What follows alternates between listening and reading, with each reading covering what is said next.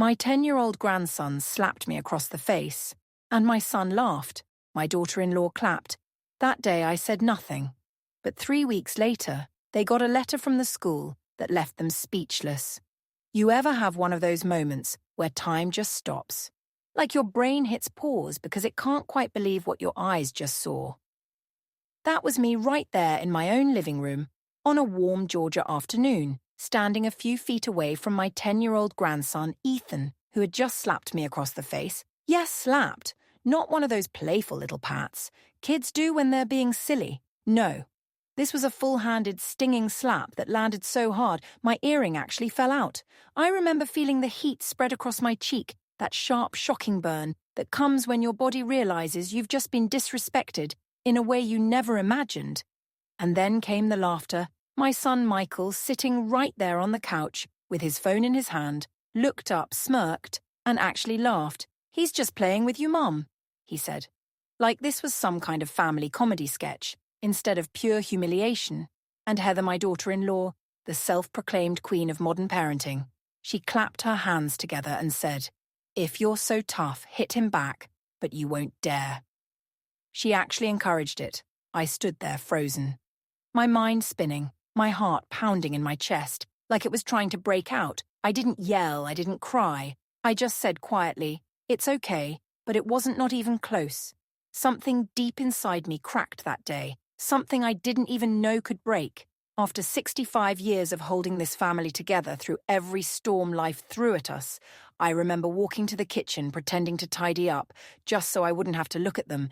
They went right back to laughing and scrolling through their phones like nothing had happened, like it was normal to watch your mother, your grandmother, get smacked in the face by a 10-year-old. And in that moment I realized something pain. Full I had become invisible in my own house. I was the live-in babysitter, the unpaid maid, the woman they tolerated, because I cooked and helped with bills, the grandma who doesn't understand modern parenting, that's what Heather once called me. But that day, that slap reminded me of something I'd forgotten. I wasn't helpless. I wasn't powerless. I was just quiet. That night, after everyone went to bed, I sat in my little room at the end of the hall. The moonlight came through the blinds, landing right on a framed photo of baby Ethan, the day he was born. I remember holding him in that picture, his tiny fingers gripping my necklace, my heart bursting with love. I'd called him my little sunshine, and looking at that picture now, with my cheeks still faintly red, I whispered, "You were my sunshine once." My eyes stung, but not from tears. From the ache of realizing how much had changed, I thought about Michael, my only son. I raised him on my own after his father passed. I worked 2 jobs, missed meals, saved every dime so he could have the life I never did. And now here I was, being laughed at in my own home by him and his wife because I was too sensitive to a slap. I took a deep breath and reached for my laptop. I wasn't looking for comfort or distraction. No, I knew exactly what I was about to do. You see, for the past 3 years, I'd been quietly paying for Ethan's private school, every month without fail. I transferred the money from the savings account my late husband Frank had left me. It wasn't something I bragged about. I never asked for thanks. I did it because I believed in education and because I wanted Ethan to have the best. I wanted him to grow up kind, humble, and smart, not spoiled and cruel.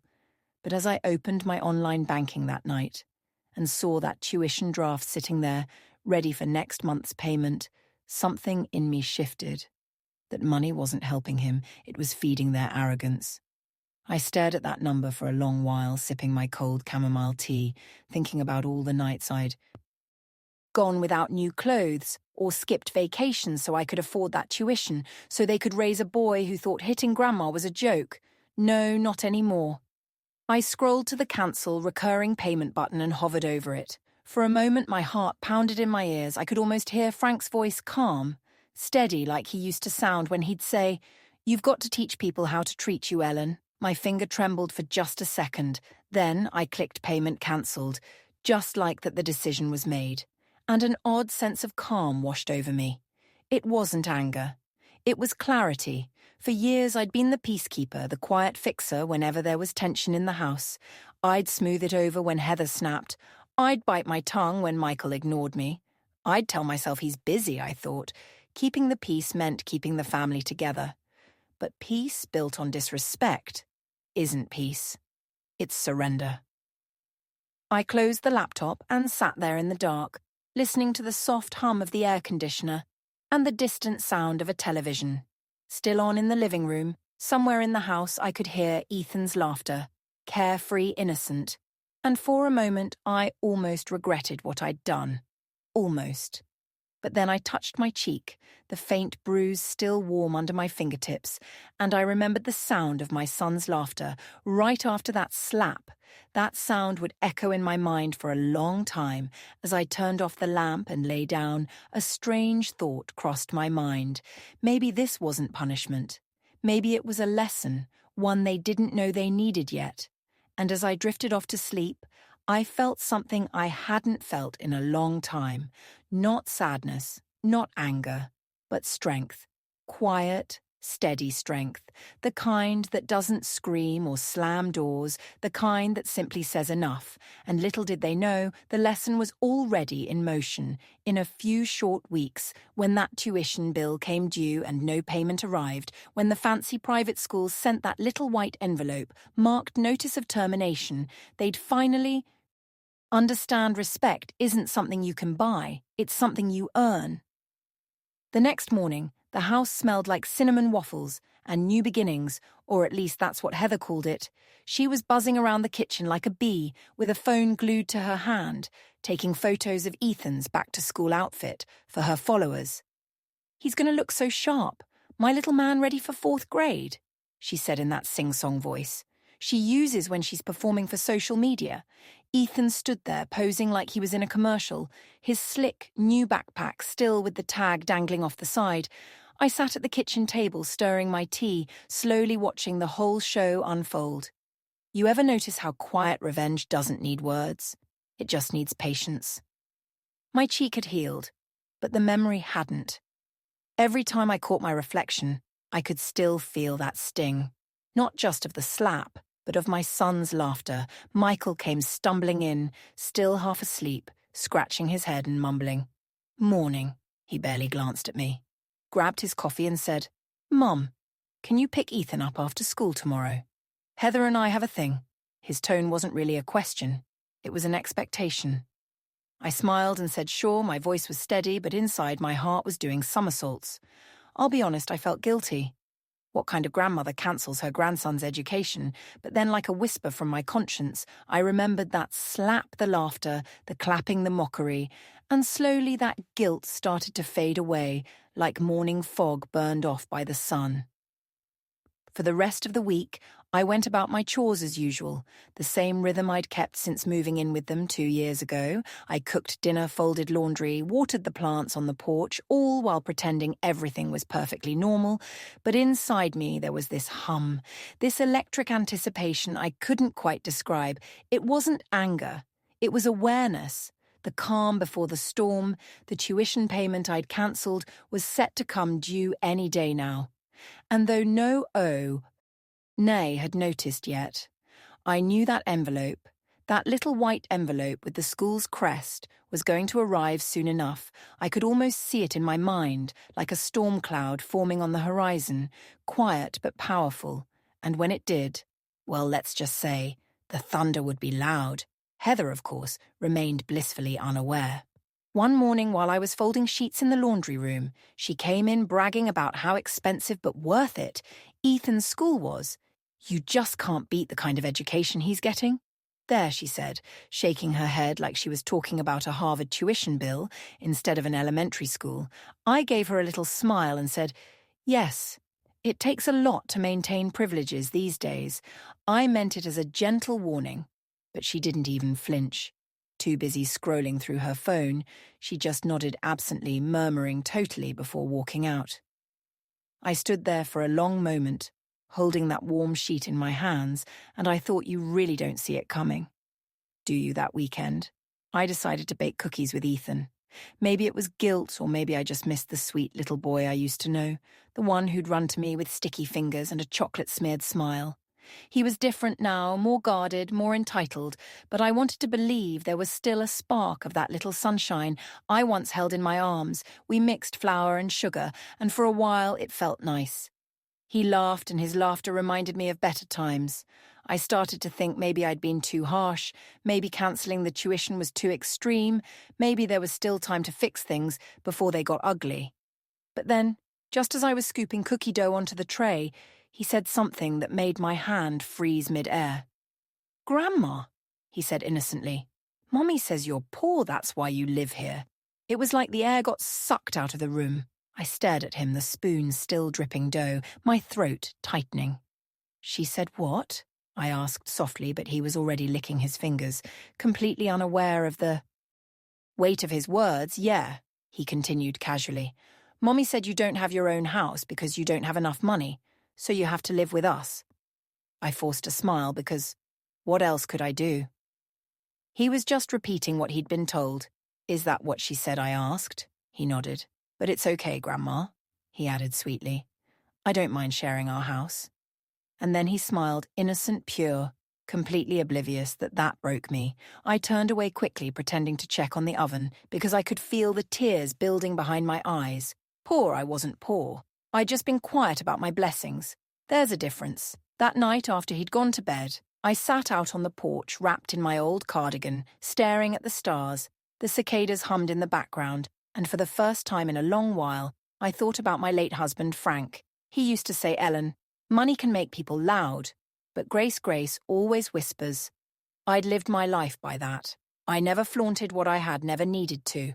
When Michael and Heather bought this house, I offered to help with the down payment. They refused, saying they wanted to do it themselves. So instead, I paid for Ethan's school quietly, month after month, because that's what love does. It builds quietly.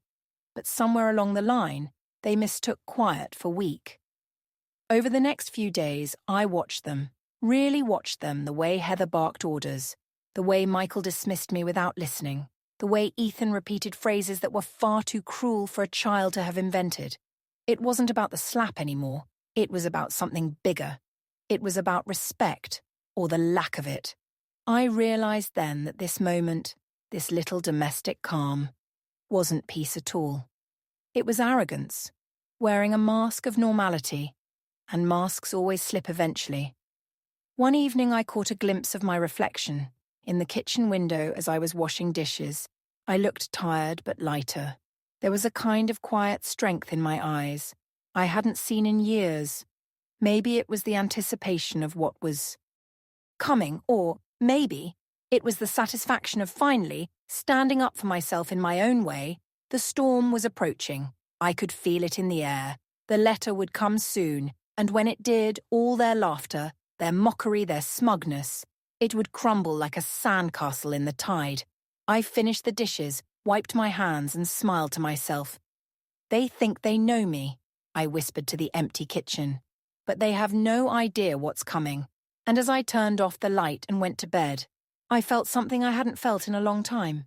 Peace, not the fragile, temporary kind that depends on keeping everyone else happy, but the deep, quiet peace that comes when you finally choose yourself. Because sometimes the calm before the storm isn't fear. It's power. Monday morning came like any other. The smell of coffee, the sound of Ethan's feet thumping down the hallway, and the hum of Heather's blender as she made her usual green smoothie she swore was anti-aging. The first day of school was supposed to be exciting, a fresh start, a day full of smiles and photos for her followers. The kitchen buzzed with the usual chatter, Ethan bragging about seeing his friends again, Heather barking orders about brushing teeth and packing lunches, and Michael glued to his phone.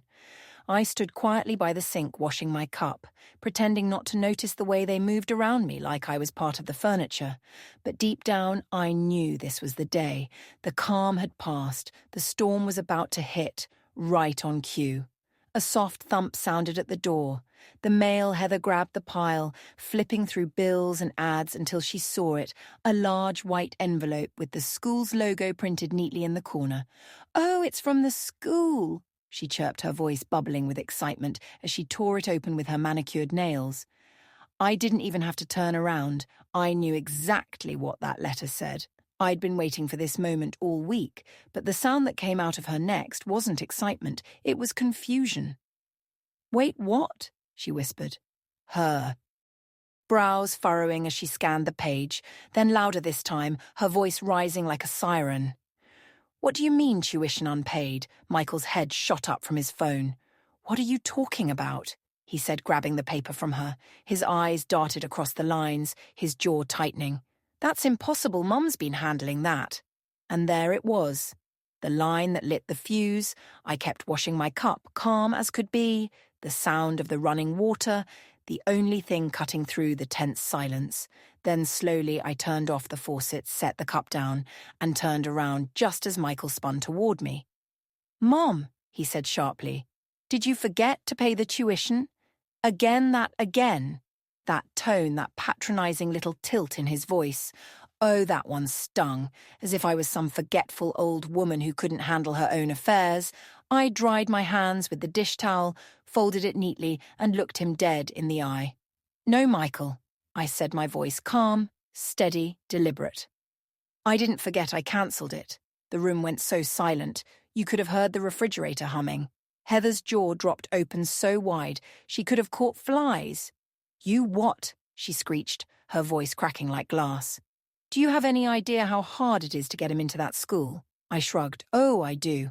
I also know it's even harder to teach a child respect when the adults around him laugh at cruelty." Heather blinked speechless. For once, Michael's face went pale, the kind of pale that comes when you realize the person you thought was soft just drew a line you didn't see coming. "Mum," he said, his voice low but shaking. "You can't do that, you promised." I held up my hand. "I promised," I interrupted, "when I was treated like family. Not when I was treated like a joke." He opened his mouth to argue, but I could see he didn't even know where to start. Heather slammed the counter. "This is unbelievable. Do you know how embarrassing this is going to be? They already sent a notice." Her face turned red as she looked at the letter again, her eyes wide with panic. "They said if it's knee." "Alt paid immediately. Ethan will lose his spot." I just nodded, as calm as if she'd been talking about the weather. "Well," I said gently, "maybe it's time he learns that. Money doesn't grow on Grandma's back." That line landed like a punch. Michael ran a hand through his hair, muttering, "This can't be happening. Ethan, poor thing," was sitting at the table looking from one adult to another, his eyes wide and glassy. "Grandma, did I do something bad?" he asked quietly. And that right there that broke me a little. I kneeled beside him, brushing his hair back gently. "No, sweetheart," I said softly. "You didn't do anything bad. Sometimes adults have to learn lessons too." He frowned, confused, and I kissed his forehead. "You'll be okay behind me?" Heather scoffed. "Oh, please, you're making this sound noble when it's just petty." I stood up, slowly turned to face her and said, "No, Heather, it's not petty to demand respect. It's overdue." The look on her face, a mix of shock and rage, almost made me laugh. She wasn't used to me talking back. None of them were. Michael tried to regain control like he always does. "Mom, listen, we can fix this. I'll just move some things around, pay the balance, and next month you can resume the transfer." I smiled faintly. "There won't be a next month." "What do you mean?" he said, his voice rising. I said clearly, "I'm done. Paying for a household that treats me like a burden. If you want your son in that fancy school, you'll have to pay for it yourselves." The colour drained from his face. He opened his mouth, then shut it, realising there was nothing left to say. Heather grabbed her keys and stormed out of the kitchen, muttering something about calling the school. Ethan started crying quietly, and my heart twisted. I didn't want him to feel pain. Not really, but I knew this was necessary. This family had forgotten the value of kindness, of gratitude. They needed a wake-up call. And sometimes the loudest message comes from silence, from absence. For the first time in years, I wasn't invisible. They couldn't laugh this off. They couldn't scroll past it. They had to see me, hear me, acknowledge me. Michael finally looked at me, really looked at me. Not like a living helper, not like some fragile old woman, but like the mother who raised him, sacrificed for him, and just reminded him who I truly was. "Mom," he said quietly, "why would you do this?" I took a deep breath. "Because, Michael, I said when love turns into entitlement. It's no longer love. It's time to remind this family where the love came from and what happens when it's taken for granted. He didn't answer. He just stood there, shoulders slumped, eyes distant. I turned back to the sink, rinsed my cup again, and said softly, "Now, if you'll excuse me, I have cookies to bake."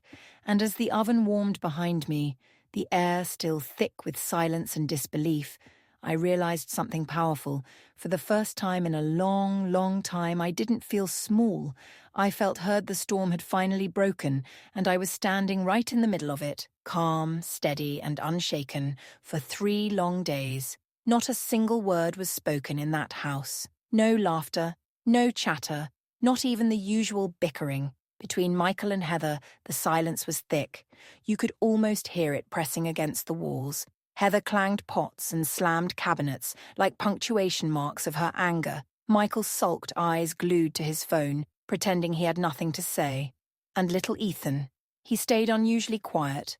No mischief, no laughter, just a soft, watchful silence. It was as if everyone was waiting for me to crack, to apologize, to undo what I'd done. But I didn't. In fact, I slept better than I had in months. You see, sometimes peace doesn't come from everyone liking you. Sometimes it comes from finally being respected, even if that respect starts in silence. On the 4th morning, I heard a knock on my door, not a hard, impatient one, but a soft, hesitant tap. "Come in," I said, folding my quilt. Michael stepped inside, looking different. His shoulders drooped, his face tired. "Mum," he said quietly, "we got Ethan into public school. It's not as fancy, but we'll manage." His tone carried something I hadn't heard in years. Humility. I nodded, keeping my voice steady. "Good," I said simply. "That's what parents are supposed to do." He paused, waiting for me to scold or gloat, but I didn't. There was no need. The lesson was already unfolding on its own. Days turned into weeks, and little by little, the tension in the house began to melt. I noticed something I hadn't seen in a long time. Ethan was changing. Gone were the designer shoes and fancy backpacks. He wasn't bragging about field trips or showing off gadgets. Instead, he talked about new friends, about a teacher who loved art, about how he helped another boy who forgot his lunch. His laughter sounded different, lighter, more real. For the first time, I saw the boy I'd held as a baby, not the one shaped by entitlement, but the one born from love. One afternoon, I was sitting by the window, knitting, when I heard a soft knock come in. I said, expecting it to be Heather asking about dinner, but it was Ethan clutching something in his hand, a crumpled drawing grandma. He said shyly, "I made this for you." He handed it to me, eyes down. On the paper, drawn in shaky crayon lines, was a picture of the two of us holding hands under a big, bright sun. Across the top, in uneven letters, he'd written me and Grandma. My throat tightened. "It's beautiful, sweetheart," I whispered. He hesitated for a moment, then said softly, "I'm sorry I hit you." Those 5 little words broke me and healed me all at once. I pulled him close, holding him tight. "Thank you, baby," I said, tears slipping down my cheeks. Now that's what I call real learning, because this right here was the kind of education no private school could ever give. Not math or science or manners rehearsed for show, but humility, empathy, and love. As weeks passed, Heather began to soften too. She wasn't as sharp, her tone gentler, her glances less cold. Maybe she realized what pride had cost her. Maybe silence teaches more than words ever could. Michael started spending more time with his son, helping with homework, laughing again. And Ethan, my sweet boy, would come sit beside me every morning. While I sipped my tea, we talked about his day, or sometimes just sit in quiet peace. Now when I look out that window every morning, tea warming my hands, I smile. Not because I won or proved a point, but because I found peace. They learned that respect can't be demanded. It must be earned. And sometimes the greatest revenge isn't loud or cruel. It's calm, patient, and wrapped in the kind of silence that speaks louder than words ever could. For years, I mistook silence for peace and sacrifice for love. I thought keeping quiet kept my family together, but it only made me disappear. The day I chose myself was the day they finally saw me again. Respect, I've learned, isn't given to the loudest voice. It's earned by the one who dares to say enough. Thank you for watching this video. Share your thoughts in the comments. I truly value every story and every voice. Don't forget to subscribe to Tears and Strength and share this video with your friends.